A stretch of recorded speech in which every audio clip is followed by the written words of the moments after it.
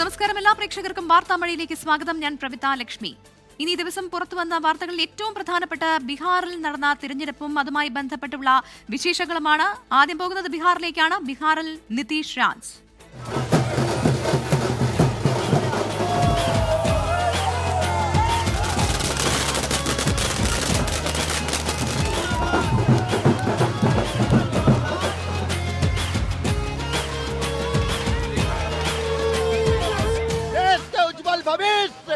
अगर उनके साथ है तो कोई माई के लाल नीतीश कुमार को सत्ता से हटाने के लिए अभी बिहार में पैसा नहीं लिया है।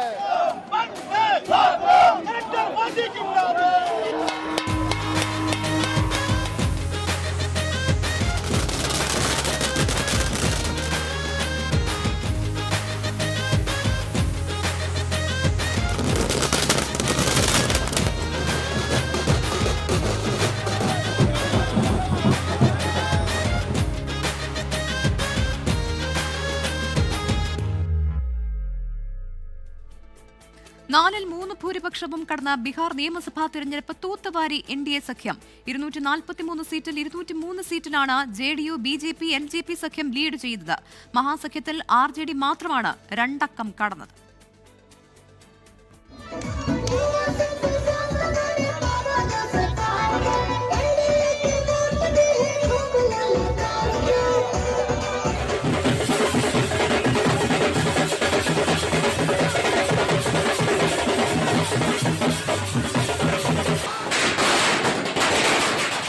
ബീഹാറിൽ മോദി നിതീഷ് മാജിക്. മഹാസഖ്യത്തെ തകർത്തെറിഞ്ഞ് NDA നേടിയത് ചരിത്ര വിജയം. 243-ൽ 200-ലേറെ സീറ്റുകൾ പിടിച്ചെടുത്താണ് JDU, BJP സഖ്യം വിജയക്കൊടി പാറിച്ചത്. SIR വോട്ടുകൊള്ള മുഖ്യമന്ത്രി നിതീഷ് കുമാറിന്റെ ആരോഗ്യം തുടങ്ങി പ്രതിപക്ഷ പ്രചാരണങ്ങളെ മറികടന്നാണ് NDAയുടെ പ്രകടനം. തെരഞ്ഞെടുപ്പ് വാഗ്ദാനങ്ങളും പ്രധാനമന്ത്രിയുടെ റാലികളും NDAയുടെ വിജയത്തിന് മാറ്റുകൂട്ടി. 80-ലേറെ സീറ്റിൽ വിജയിച്ചാണ് JDUവിന്റെയും BJPയുടെയും കുതിപ്പ്. കഴിഞ്ഞ തവണത്തേക്കാൾ ഇരട്ടിയോളം സീറ്റുകളിൽ JDU വിജയം. BJP കഴിഞ്ഞ തവണത്തേതിനേക്കാൾ സീറ്റുകൾ കൂട്ടി. ചിരാഗ് പാസ്വാന്റെ LJP NDA വിജയത്തിന്റെ തിളക്കം കൂട്ടി. കഴിഞ്ഞ തവണ ഒറ്റ സീറ്റിലൊതുങ്ങിയ LJPക്ക് 20-ലേറെ സീറ്റിൽ ജയം. രാഹുൽ ഗാന്ധിയും തേജസ്വി യാദവും ഒന്നിച്ചിറങ്ങിയിട്ടും മഹാസഖ്യത്തിന്റെ തോൽവിയുടെ ആഘാതം കുറയ്ക്കാൻ കഴിഞ്ഞില്ല. ഇത്തവണയും ദയനീയ പ്രകടനം. രാഹുൽ ഗാന്ധിയും തേജസ്വി യാദവും കൈകോർത്ത് നടത്തിയ വോട്ടധികാർ യാത്ര തിരഞ്ഞെടുപ്പിൽ അനുകൂലമാകുമെന്ന മഹാസഖ്യത്തിന്റെ സ്വപ്നം തകർന്നടിഞ്ഞു. NDAക്ക് ഇരട്ടിയിലേറെ സീറ്റുകൾ കുറഞ്ഞു. 60 സീറ്റിൽ മത്സരിച്ചെങ്കിലും 2 അക്കം പോലും കടക്കാനാകാതെയാണ് കോൺഗ്രസിന്റെ പതനം. കഴിഞ്ഞ തവണ 5 സീറ്റ് നേടിയ അസദുദ്ദീൻ ഒവൈസിയുടെ AIMIMനും തെരഞ്ഞെടുപ്പ് തന്ത്രജ്ഞൻ പ്രശാന്ത് കിഷോറിന്റെ ജൻ സുരാജ് പാർട്ടിക്കും അത്ഭുതങ്ങൾ സൃഷ്ടിക്കാനായില്ല. ബീഹാറിൽ നിതീഷ് കുമാർ യുഗം തുടരും. സമീപകാലത്ത് ഏറ്റവും മികച്ച പ്രകടനം നടത്തിയാണ് നിതീഷ് കുമാർ സംസ്ഥാനത്ത് അധികാരം നിലനിർത്തുന്നത്. പട്നയിലെ JDU ആസ്ഥാനത്തിന് മുന്നിൽ നിന്നും വരുൺ വടശ്ശേരിക്കൊപ്പം ശ്രീനാഥ് ചന്ദ്രൻ, 24. വൻ വിജയത്തിന് പിന്നാലെ ബീഹാർ ജനതയ്ക്ക് നന്ദി പറഞ്ഞ പ്രധാനമന്ത്രി നരേന്ദ്രമോദി. ബീഹാറിൽ ഇനി ജംഗൽ രാജ് മടങ്ങിവരില്ല എന്നും ജനങ്ങൾ വികസനത്തിനാണ് വോട്ട് ചെയ്തതെന്നും ഡൽഹി BJP ആസ്ഥാനത്ത് പ്രവർത്തകരെ അഭിസംബോധന ചെയ്ത പ്രധാനമന്ത്രി നരേന്ദ്രമോദി പറഞ്ഞു. ഈ തിരഞ്ഞെടുപ്പ് ജനങ്ങൾക്ക് തിരഞ്ഞെടുപ്പ് കമ്മീഷനിലുള്ള വിശ്വാസം ശക്തമാക്കി. ഇന്നത്തെ വിജയം കേരളത്തിലെയും തമിഴ്നാട്ടിലെയും ബംഗാളിലെയും BJP പ്രവർത്തകർക്ക് ഊർജ്ജം നൽകുമെന്നും പ്രധാനമന്ത്രി പറഞ്ഞു. 2010 ശേഷം ഏറ്റവും വലിയ വിജയമാണ് ബീഹാറിൽ NDAക്ക് ലഭിച്ചതെന്നായിരുന്നു ഡൽഹിയിലെ BJP ആസ്ഥാനത്ത് പ്രധാനമന്ത്രി നരേന്ദ്രമോദി പ്രവർത്തകരെ അഭിസംബോധന ചെയ്ത് പറഞ്ഞത്. ഈ തിരഞ്ഞെടുപ്പിൽ NDAക്ക് നിതീഷ് കുമാർ അതിശയകരമായ നേതൃത്വം നൽകി. ഈ തിരഞ്ഞെടുപ്പ് ജനങ്ങൾക്ക് തിരഞ്ഞെടുപ്പ് കമ്മീഷനിലുള്ള വിശ്വാസം ശക്തമാക്കി. വോട്ടർ പട്ടിക പരിഷ്കരണത്തെ ബീഹാർ ജനങ്ങൾ പിന്തുണച്ചെന്നും പ്രധാനമന്ത്രി. NDA की विजय ही नहीं हुई है, ये लोकतंत्र की भी विजय है. भारत के लोकतंत्र पर भरोसा करने वालों की भी विजय है. इस चुनाव ने भारत के चुनाव आयोग पर जनता के विश्वास को और मजबूत किया है. ഇന്ത്യ സഖ്യത്തിനെതിരായും പ്രധാനമന്ത്രി നരേന്ദ്രമോദിയുടെ രൂക്ഷ വിമർശനം. തെറ്റായ മാർഗം സ്വീകരിക്കുന്നവർക്കൊപ്പം ബീഹാർ ജനത നിൽക്കില്ല. കോൺഗ്രസും ചുവപ്പ് ഭീകരതയും ഭാവി നശിപ്പിച്ച യുവാക്കളുടേതാണ് ഈ വിജയമെന്ന് മോദി. और कांग्रेस का पूरा एजेंडा अब इसी पर चलता है और इसलिए अब कांग्रेस के भीतर भी एक अलग धड़ा पैदा हो रहा है. ബീഹാറിലെ ഈ വിജയം കേരളത്തിലും തമിഴ്നാട്ടിലും ബംഗാളിലുമുള്ള BJP പ്രവർത്തകർക്ക് കൂടുതൽ ഊർജ്ജം നൽകുമെന്നും പ്രധാനമന്ത്രി. आज की ये विजय एक नई यात्रा की शुरुआत है और अब आज की इस विजय ने भाजपा कार्यकर्ताओं को केरला, तमिलनाडु, पुडुचेरी, असम और पश्चिम बंगाल में भी नई ऊर्जा से भर दिया है.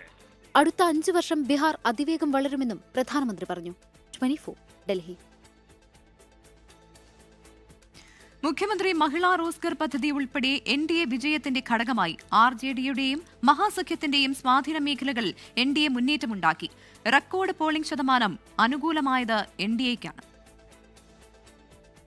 കഴിഞ്ഞ തവണത്തതിനേക്കാൾ 10% ഈ തെരഞ്ഞെടുപ്പിൽ പോളിംഗ് ശതമാനം കൂടിയത്. സ്ത്രീകളിൽ 71% പേർ വോട്ട് രേഖപ്പെടുത്തി. ഇത് NDAയെ തുണച്ചു. മുഖ്യമന്ത്രി മഹിളാ റോസ്റ്റർ പദ്ധതിയിലൂടെ 10,000 രൂപ വീതം ഓരോ സ്ത്രീയുടെയും അക്കൗണ്ടിലേക്ക് നിക്ഷേപിച്ച നീക്കം ഫലം കണ്ടു. ഓരോ കുടുംബത്തിലും സർക്കാർ ജോലി, സ്ത്രീകൾക്ക് പ്രതിമാസം 2,500 രൂപ തുടങ്ങി തേജസ്വി യാദവിന്റെ വാഗ്ദാനത്തെക്കാൾ ബീഹാർ ജനത വിശ്വസിച്ചത് ഡബിൾ എഞ്ചിൻ സർക്കാരിനെ. ഭോജ്പുരി മേഖല മഹാസഖ്യത്തെ കൈവിട്ടു. 21 സീറ്റാണ് ഈ മേഖലയിൽ നഷ്ടം. തിർഹത്ത്, മഗധ് മേഖലകളിലും മഹാസഖ്യത്തിന് തകർച്ച. സീമാഞ്ചൽ മേഖലയിൽ മാത്രമാണ് മഹാസഖ്യത്തിന് പിടിച്ചു നിൽക്കാനായത്. ഗ്രാമങ്ങളിലും നഗരങ്ങളിലും NDA മുന്നേറി. പിന്നാക്ക, അതിപിന്നാക്ക മേഖലകളിൽ NDAയ്ക്ക് വൻ മുന്നേറ്റം. RJDയുടെ പരമ്പരാഗത കോട്ടകളിൽ NDA സഖ്യം കടന്നുകയറി. 40ഓളം മുസ്ലിം സ്വാധീന സീറ്റുകളിൽ NDAയും മഹാസഖ്യവും ഒപ്പത്തിനൊപ്പം. യാദവ ബെൽറ്റുകളിലെ NDA കുതിപ്പ് RJDയുടെ ചങ്കിടിപ്പേറ്റുന്നതാണ്. Election desk 24. ബീഹാർ രാഷ്ട്രീയത്തിൽ നിതീഷ് കുമാർ എന്ന പേര് കാലങ്ങൾ കൊണ്ട് കൊത്തിവെക്കപ്പെട്ടതാണ്. നിതീഷ് മുഖ്യമന്ത്രിയായിരുന്ന കാലം ഒരുമിച്ച് കൂട്ടിയാൽ ഏകദേശം 20 വർഷത്തോളം വരും. ബീഹാറിൽ ഏറ്റവും അധികം കാലം മുഖ്യമന്ത്രിയായിരുന്ന നേതാവാണ് നിതീഷ്. നിതീഷ് കുമാറിന്റെ ഭാവി തീരുമാനിക്കപ്പെടുന്ന തിരഞ്ഞെടുപ്പായിരിക്കും ഇത്തവണത്തേത് എന്ന് രാഷ്ട്രീയ നിരീക്ഷകർ പറഞ്ഞിരുന്നു. ബീഹാർ രാഷ്ട്രീയത്തിലെ എക്കാലത്തെയും ട്രംപ് കാർഡ് നിതീഷ് കുമാർ ഒരു തിരഞ്ഞെടുപ്പിനെ കൂടി മറികടന്നിരിക്കുകയാണ്.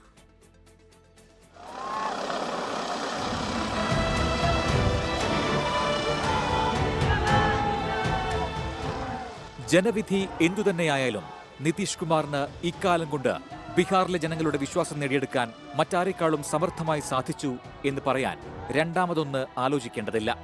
വിവാദങ്ങൾക്കോ ആരോപണങ്ങൾക്കോ കാലുമാറലുകൾക്കോ എണ്ണമൊന്നും ഇല്ലായിരുന്നെങ്കിലും തുടർച്ചയായി വിജയമുറപ്പിക്കാൻ നിതീഷ് കുമാറിന് സാധിച്ചു. उसके बाद इस तरह से हुआ है, तब इस बार फिर जो मौका मिला है, तो इस मौका के बाद आगे अब उन लोगों के लिए कोई गुंजाइश नहीं रहेगा, वो सब खत्म हो जाएगा. 9 തവണ ബീഹാറിന്റെ മുഖ്യമന്ത്രിയായ നിതീഷ് കുമാർ അവസാനമായി നിയമസഭാ തെരഞ്ഞെടുപ്പിൽ മത്സരിച്ചത് 2004-ലാണ്. അതിനുശേഷം ഓരോ തവണയും മുഖ്യമന്ത്രിയായത് ലെജിസ്ലേറ്റീവ് കൗൺസിൽ അംഗമായാണ്. 2024-ൽ MLA-ആയി തെരഞ്ഞെടുക്കപ്പെട്ട നിതീഷിന് 2030 വരെ കാലാവധിയുണ്ട്. നിരന്തരം മുന്നണികൾ മാറുന്ന നിതീഷ് കുമാറിന് സ്ഥിരതയില്ല എന്ന വിമർശനം സ്ഥിരമാണ്. जितनी भी जातियां इस देश में बसती है, सबको आबादी के हिसाब से आरक्षण दे दिया जाना चाहिए. ലാലു പ്രസാദ് യാദവും നിതീഷും ആദ്യം ജനതാദളിന്റെ ഭാഗമായിരുന്നു. പിന്നീട് ലാലുവിന്റെ മേൽക്കോയ്മയിൽ അസംതൃപ്തനായി 1994-ൽ സാമന്ത പാർട്ടി രൂപീകരിച്ചു. 1996-ലെ ലോക്സഭാ തെരഞ്ഞെടുപ്പിൽ ആദ്യമായി BJPയുമായി സഖ്യത്തിലേർപ്പെട്ടു. നളന്ദയിൽ നിന്ന് നിതീഷ് പാർലമെന്റിലേക്ക് ജയിച്ചു. വാജ്പേയി സർക്കാരിൽ കേന്ദ്രമന്ത്രിയായി. 2000-ൽ ആദ്യമായി ബീഹാർ മുഖ്യമന്ത്രിയായി. എന്നാൽ 7 ദിവസത്തിനുള്ളിൽ സർക്കാർ വീണു. രണ്ടായി പിളർന്ന ജനതാദളിലെ ഒരു വിഭാഗം സമന്ത പാർട്ടിയുമായി ചേർന്നാണ് 2003-ൽ JDU രൂപീകരിക്കുന്നത്. 2005-ൽ NDAയുടെ ഭാഗമായി വീണ്ടും ബീഹാർ മുഖ്യമന്ത്രി. 2014 വരെ മുഖ്യമന്ത്രി സ്ഥാനത്ത് തുടരുകയും ചെയ്തു. 2014-ലാണ് ആദ്യമായി നിതീഷ് കുമാർ BJPയുമായി ഉടക്കുന്നത്. നരേന്ദ്രമോദിയെ പ്രധാനമന്ത്രി സ്ഥാനാർത്ഥിയായി ഉയർത്തിക്കാണിച്ചത് അംഗീകരിക്കാൻ കഴിയില്ലെന്ന് പറഞ്ഞ് NDA വിട്ടു. 2015-ൽ മഹാസഖ്യത്തിന്റെ ഭാഗമായി ബീഹാർ മുഖ്യമന്ത്രിയായി. 2017-ൽ വീണ്ടും NDAയിൽ. 2022-ൽ വീണ്ടും മഹാസഖ്യത്തിനൊപ്പം. 2024 ലോക്സഭാ തെരഞ്ഞെടുപ്പിന് തൊട്ടുമുൻപ് വീണ്ടും NDAയുടെ ഭാഗമായി. എത്ര തവണ ഏതൊക്കെ സഖ്യത്തിന്റെ ഭാഗമായാലും ഒടുവിൽ ജനങ്ങൾ തന്നെ പിന്തുണയ്ക്കും എന്ന ആത്മവിശ്വാസം നിതീഷിനുണ്ട്. പിന്നാക്ക സമുദായങ്ങളുടെ വോട്ടുറപ്പിക്കാൻ എന്നും നിതീഷിന് സാധിച്ചിരുന്നു. കുർമി വിഭാഗത്തിൽ ജനിച്ച നിതീഷ് കുമാർ OBC വോട്ടുകൾ പിടിക്കുമെന്ന പ്രതീക്ഷ BJPക്കുണ്ടായിരുന്നു. മറ്റൊരു തെരഞ്ഞെടുപ്പ് ഫലം കൂടി പുറത്തുവന്നിരിക്കുന്നു. എന്താകും നിതീഷിന്റെ അടുത്ത നീക്കമെന്നറിയാൻ കാത്തിരിക്കാം. Research desk 24. 3-2 ഭൂരിപക്ഷത്തോടെ NDA സഖ്യം ബീഹാറിൽ അധികാരത്തിലെത്തുമ്പോൾ സംസ്ഥാനത്തെ ഏറ്റവും വലിയ ഒറ്റകക്ഷിയാകുകയെന്ന BJPയുടെ സ്വപ്നം കൂടി സഫലമാവുകയാണ്. 91 സീറ്റാണ് BJP നേടിയത്. കഴിഞ്ഞ തവണ ഏറ്റവും വലിയ ഒറ്റകക്ഷിയായ RJD ഏറെ പിന്നാക്കം പോയി. 2 അക്കം തികയ്ക്കാതെ കോൺഗ്രസ് തകർന്നടിഞ്ഞു. ബീഹാറിന് ശേഷം ബംഗാളെന്നാണ് BJPയുടെ പ്രഖ്യാപനം.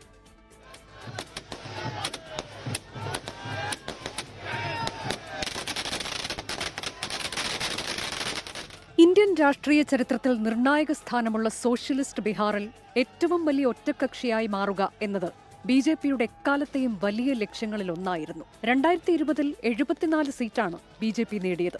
75 സീറ്റ് നേടിയ RJD ഏറ്റവും വലിയ ഒറ്റക്കക്ഷിയായി. ഇരട്ട എഞ്ചിൻ സർക്കാരിന് ദൌത്യവുമായി എത്തിയ പ്രധാനമന്ത്രി നരേന്ദ്രമോദി ഉൾപ്പെടെയുള്ള നേതാക്കളുടെ പ്രചാരണം ബീഹാറിൽ ഫലം കണ്ടു.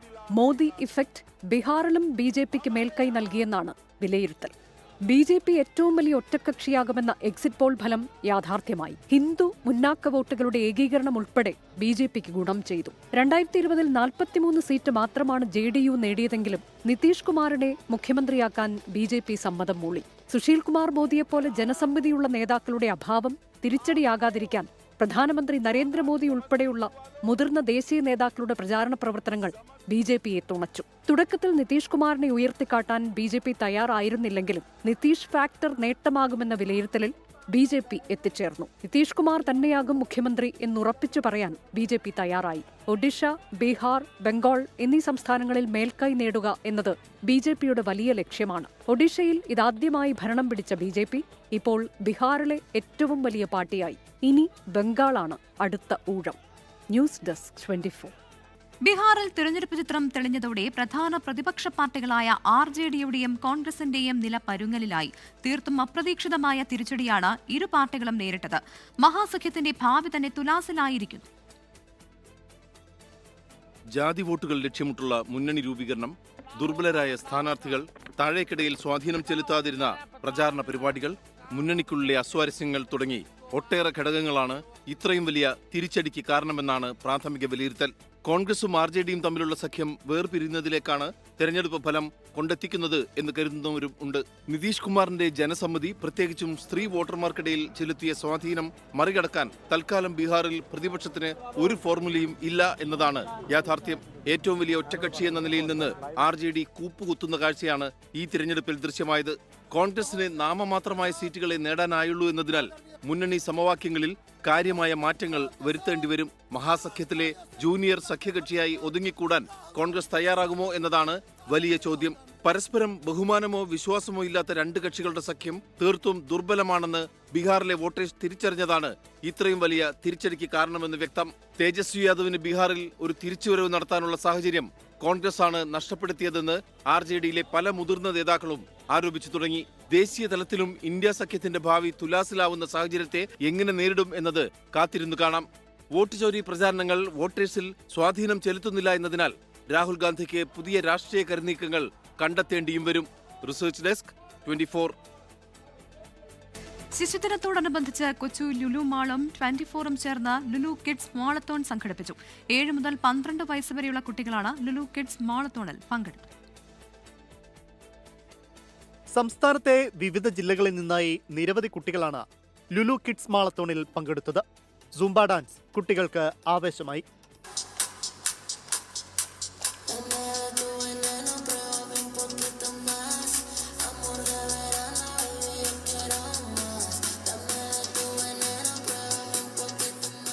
വിദ്യാർത്ഥികൾക്കായി നിരവധി രസകരമായ മത്സരങ്ങളും ലുലു സംഘടിപ്പിച്ചു.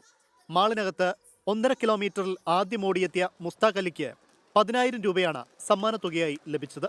2ാം സ്ഥാനം റൗണ്ട് ജോൺ ആന്റണിയും 3ാം സ്ഥാനം മുഹമ്മദ് അദ്നാനും നേടി. 7 വയസ്സ് മുതൽ 12 വയസ്സ് വരെയുള്ള കുട്ടികളാണ് മാളത്തോണിൽ പങ്കെടുത്തത്.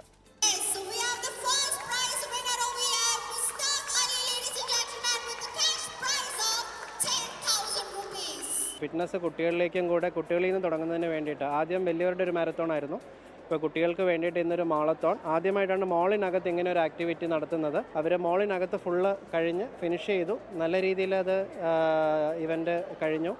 ഈ കുട്ടികളിലൂടെ ഫിറ്റ്നസ് ചലഞ്ച് നമുക്ക് എടുക്കാൻ പറ്റില്ല. വളരെയധികം സന്തോഷമുണ്ട്. Kochi Lulu director Sadiq Kasim, Lulu Kochi regional director Sudheesh Cheriyil, Kochi Lulu mall general manager Vishnu Arnath തുടങ്ങിയവരും പരിപാടിയിൽ പങ്കെടുത്തു. 24 കൊച്ചി. ഇനിയൊരു വിയോഗ വാർത്തയിലേക്കാണ്. Kozhikode Vadakara Sree Gokulam public school vice principal Jyothi Suresh അന്തരിച്ചു. 52 വയസ്സായിരുന്നു. 25 വർഷമായി ഗോകുലം സ്കൂളിൽ അധ്യാപികയായിരുന്നു. നിര്യാണത്തിൽ Gokulam group of companies chairman Gokulam Gopalan അനുശോചനം അറിയിച്ചു.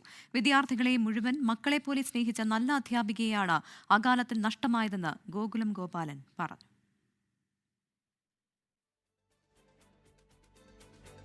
ഇതോടെ വാർത്താമഴ പൂർണ്ണമാകുന്നു. Good night. ലോകത്തെവിടെയായാലും ഏത് സമയത്തും 24 വാർത്തകളും ഓഗ്മെന്റഡ് റിയാലിറ്റി പാക്കേജുകളും എക്സ്പ്ലെയിനറുകളും വിശദമായി കാണാൻ ഞങ്ങളുടെ യൂട്യൂബ് ചാനൽ നിങ്ങൾക്ക് സബ്സ്ക്രൈബ് ചെയ്യാം.